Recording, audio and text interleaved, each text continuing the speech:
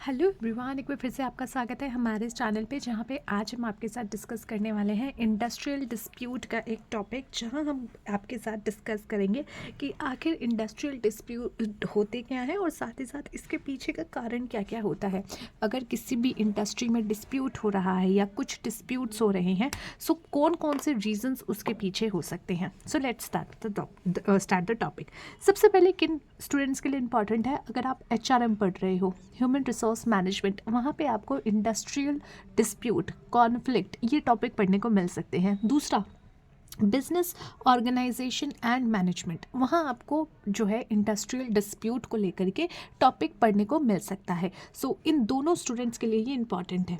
Industrial dispute होते क्या है, आपने कई बार हिंदी मूवीज़ जो पुरानी होती थी उसमें देखा होगा कि कुछ वर्कर्स मिलकर के ना कहते हैं कि नहीं हम काम नहीं करेंगे, या फिर वो मैनेजमेंट या टॉप अथॉरिटी के जो लोग होते हैं उनसे किसी बात पर डिसएग्री कर जाते हैं और उनसे जो है उनकी लड़ाई हो जाती है। लड़ाई मतलब हाथापाई वाली लड़ाई नहीं, लड़ाई मतलब आपका इंटरेस्ट अलग है और सामने वाली पार्टी का इंटरेस्ट अलग है, तो आप दोनों के बीच में किसी कार्य को करने को लेकर के कहीं ना कहीं प्रॉब्लम्स हो रही हैं कि हम ये इस तरीके से नहीं करेंगे, या फिर आप कह रहे हो कि नहीं हम तब तक नहीं करेंगे जब तक आप हमारी सैलरीज नहीं बढ़ाओगे, या कोई भी रीजंस, इसके पीछे कई रीजंस हो सकते हैं।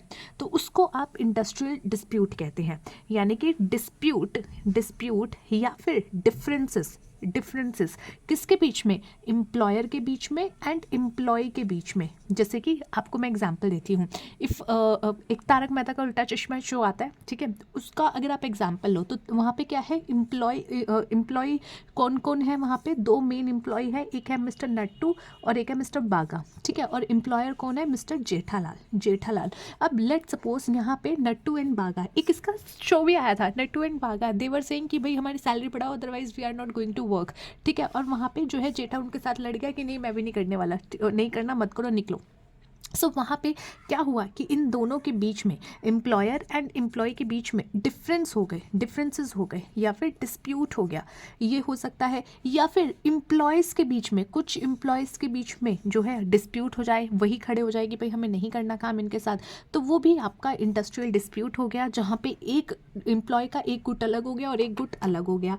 या फिर वर्कमैन्स, कंपनीज में क्या होते हैं वर्कमैन्स, तो वर्कमैन के बीच में भी, वर्कमैन और एम्प्लॉय के बीच में झगड़ा हो गया, डिस्प्यूट हो गया, डिफरेंसेस हो गए, या वर्कमैन का दूसरे वर्कमैन्स के साथ वहाँ पे डिस्प्यूट हो गए, तो ये सारे आपके इंडस्ट्रियल डिस्प्यूट कहलाते हैं। सो ये सारे इंडस्ट्रियल डिस्प्यूट के कैटेगरी में आप डाल सकते हो। तो यहाँ पे अगर आप इंडस्ट्रियल डिस्प्यूट को एक शॉर्ट में बताना चाहें तो यानी कि आपका डिस्प्यूट, एनी डिस्प्यूट और differences, might be dispute and differences, जो कि एम्प्लॉयर और बिटवीन एम्प्लॉयज़, एम्प्लॉयर और एम्प्लॉय के बीच में होता है, एंड वर्कमैन और अमोंग वर्कमैन्स, और यहाँ पे जो है एम्प्लॉयज़ जो है, या फिर वर्कमैन और एम्प्लॉयर के बीच में, या फिर वर्कमैन और वर्कमैन के बीच में, इन सब में किसी के भी बीच में कोई झगड़ा होना, डिस्प्यूट होना या डिफरेंसेस होना, that is called your industrial dispute. I hope it is clear बच्चे।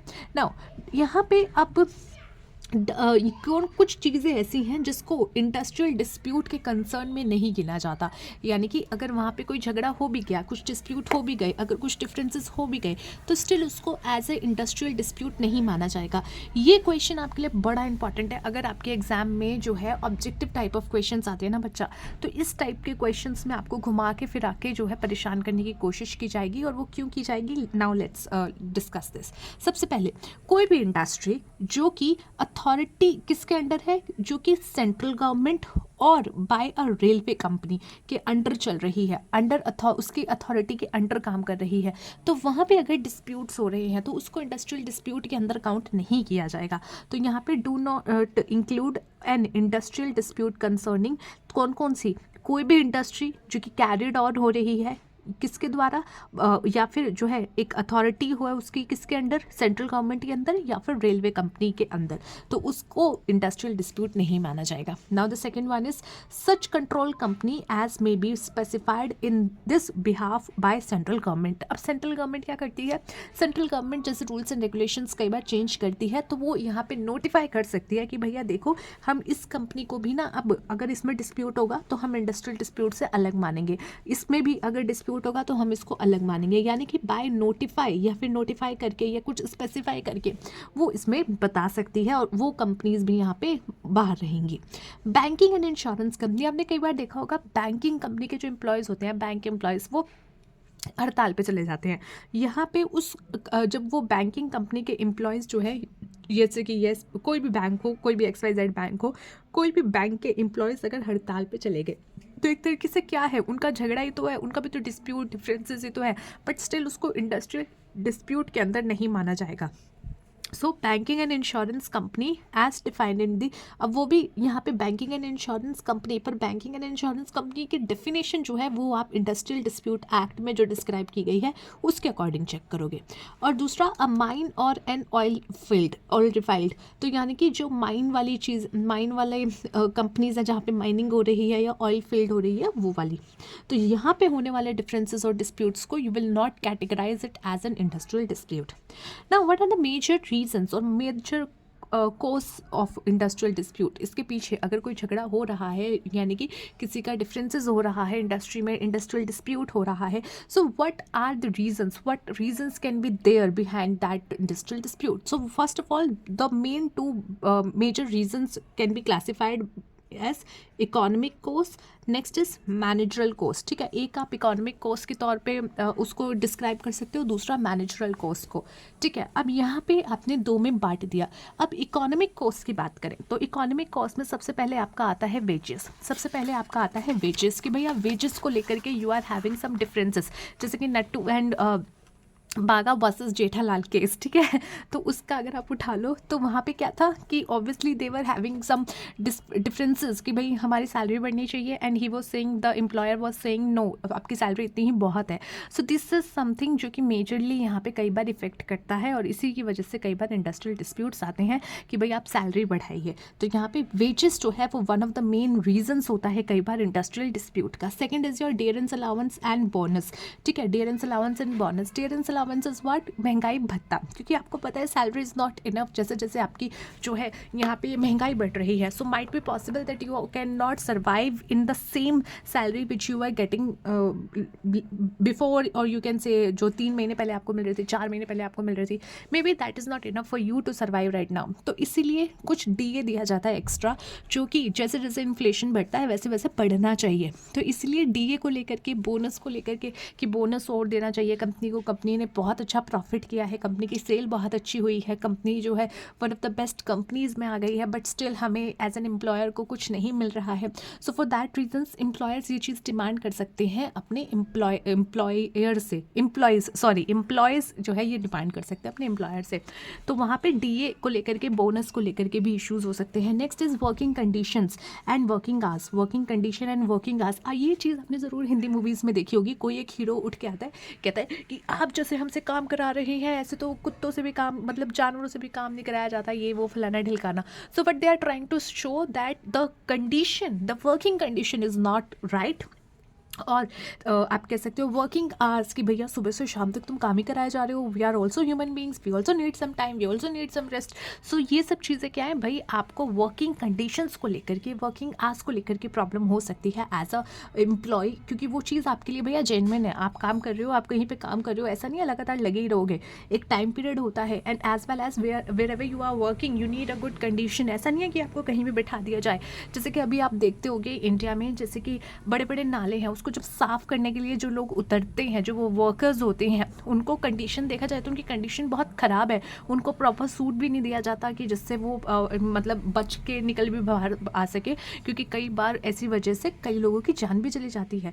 सो इसीलिए एज एन एम्प्लॉय पर्सन सोचता है कि भैया अगर मैं ये काम कर रहा हूँ and if it is dangerous, so I need a working condition, even dangerous नहीं है still I need a working condition, कि भाई जहाँ पे मैं वर्क कर पाऊँ, ऐसी कंडीशन जहाँ पे वर्क करना थोड़ा सा ईजी हो पाए। तो ये चीज़ भी कई बार इंडस्ट्रियल डिस्प्यूट का कारण बन जाती है। If you are not providing a good working condition and ज़्यादा वर्किंग आवर्स आप ले रहे हो, तो माइट बी पॉसिबल एम्प्लॉयर्स जो है, सो एम्प्लॉयज़ कई बार मैं एम्प्लॉयर बोल रही हूँ, बहुत बड़ी गलती कर रही हूँ मैं एम्प्लॉयज़ यानी कि जो कर्मचारी हैं, ठीक है, वो इसको लेकर के थोड़ा सा डिस्प्यूट अराइज कर सकते हैं। Next is technology upgradation and automation. आपको पता है बहुत टाइम पहले ऐसा कई बार हुआ था, जब कंप्यूटर्स आ गए थे, मशीनें आई, तो बड़ी बड़ी मशीनों का इंस्टॉलेशन किया गया, तो फिर उस टाइम पे जो है समझ आ गया था कि भैया अब देखो बहुत सारे वर्कर्स को हमें हटाना पड़ेगा, या फिर हम वर्कर्स को उतनी सैलरी नहीं देंगे बिकॉज मशीनें उनका सारा काम कर देगी। सो उस लेवल पे जब समझा गया तो वर्कर्स उठ के आते थे कि भाई हम तो भाई जो है डिस्प्यूट कर रहे हैं, हम काम नहीं कर रहे, हम ताला लगा देंगे, ना मशीनें चलने देंगे, ना खुद काम करेंगे।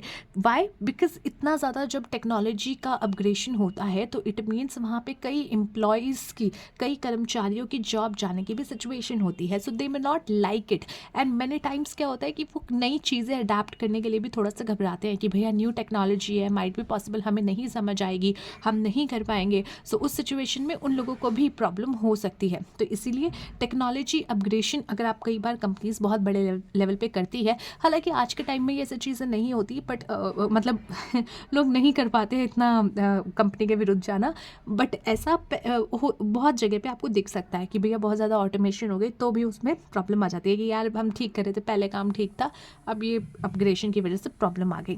Okay, so these are some of the economic reasons जिसकी वजह से इंडस्ट्रियल डिस्प्यूट होती है।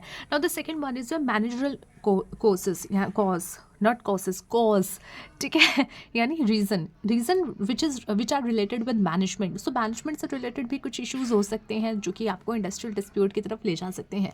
पहला, denial of recognisation of trade unions, हम आपकी यूनियन को ज़रूर बिल्कुल सहयोग नहीं करते। सो इस टाइप के डायलॉग्स भी आपने मूवी में सुने होंगे। आपने, if I am not wrong, एक मूवी थी बेटा करके जिसमें अनिल कपूर जी थे।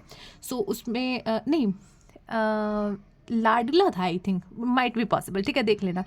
कोई मूवी थी, ठीक है, जिसमें वो वर्कर होते थे और एक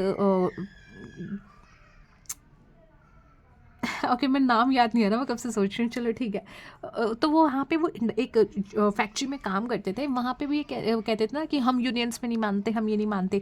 तो वहाँ की टॉप अथॉरिटी मैनेजमेंट जब कहती है कि हम यूनियन में नहीं मानते, तो कहीं ना कहीं जो है, या फिर उनकी डिसरिस्पेक्ट कर देती है एम्प्लॉयज़ की। तो वहाँ पे एम्प्लॉयज़ खड़े हो जाते हैं कि भैया हम भी काम नहीं करेंगे, बिकॉज अगर आप हमारे ही किसी एक भाई बंधु को प्रॉब्लम कर रहे हो, या फिर उसको बदतमीज़ी से बात कर रहे हो, या उसको रिकग्नाइज़ नहीं कर रहे, या हमको एज ए यूनियन रिकग्नाइज़ नहीं कर रहे, हमारे लीडर की इज्जत नहीं कर रहे, तो हम भी काम नहीं करेंगे। सो वो एक प्रॉब्लम, एक रीज़न हो सकता है कि आप डिनाइल कर रहे हो of recognisation of trade unions. Okay, next one is your, जहाँ पे आप डिफेक्टिव रिक्रूटमेंट पॉलिसीज अपना रहे हो कि भाई तू भी निकल जा, तू भी निकल जा, तू पसंद नहीं आ रहा, तू भी निकल जा, तू पसंद नहीं आ रहा, तू भी निकल जा, तू आ जा, तू आ जा।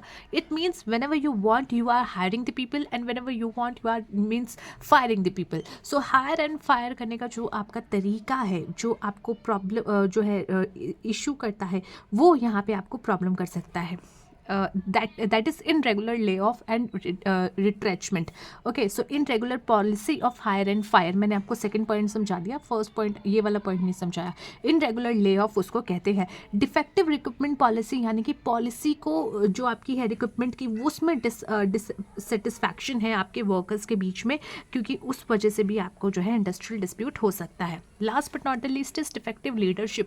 एक स्ट्रॉन्ग लीडरशिप नहीं है आपकी कंपनी में, जिसकी वजह से जो है एम्प्लॉयज़ को लग सकता है यार मज़ा नहीं आ रहा काम करने में, क्या कर रहे हैं ये, जब मतलब लीडर्स ही अच्छे तरीके से नहीं एक्सप्लेन कर रहे और बाद में गलती होती है तो उन्हीं पे चढ़ रहे हैं।